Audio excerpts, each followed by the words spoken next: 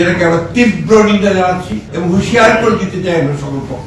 এই ধরনের আচরণ করতে গেলে বিএনপি বসে থাকবে না। আরো দুর্ভাগ্য যে এটা না বলে আমি পারছি না যে আমাদের সিনিয়র একজন স্থায়ী কমিটির সদস্য মির্জা আব্বাস সাহেব, দীর্ঘকালের একজন আমাদের এই বিএনপির আমাদের নেতা, তিনি ওই আসনে তিনি একজন প্রার্থী। আমাদের তিনি স্বাভাবিকভাবেই একজন রাজনৈতিক নেতা হিসেবে তিনি সহানুভূতি দেখার জন্য সাথে সাথে সেখানে ছুটে দিয়েছিলেন।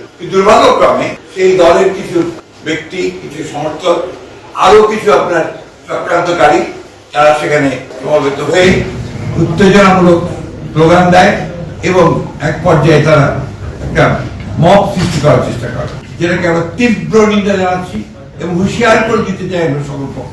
এই ধরনের আচরণ করতে গেলে বিএনপি বসে থাকবে না, বিএনপি তার জবাব সাথে সাথে।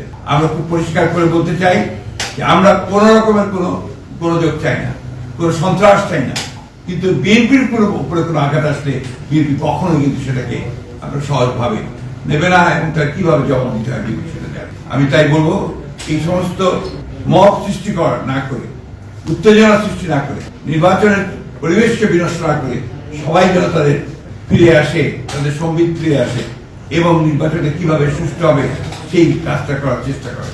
না হলে যেটা হবে সেটা হচ্ছে গণতন্ত্রের উত্তরের পথ ব্যাহত হবে, গণতন্ত্রের যাত্রা ব্যাহত হবে। আমি এই জন্য অনুরোধ করবো সকল মহলকে যে তারা যেন এই বিষয়টাকে অত্যন্ত গুরুত্ব দেয় এবং কোন রকম উত্তেজনা সৃষ্টি না করে আপনারা তারা কাজ করে। মঞ্চের সম্ভাব্য প্রার্থী তিনি গুলিবিদ্ধ হয়েছেন, এটা আমরা সাথে সাথে আমাদের চেয়ারম্যান মহোদয় কন্ডেম করেছেন, পার্টির তরফ থেকে স্টেটমেন্ট দেওয়া হয়েছে।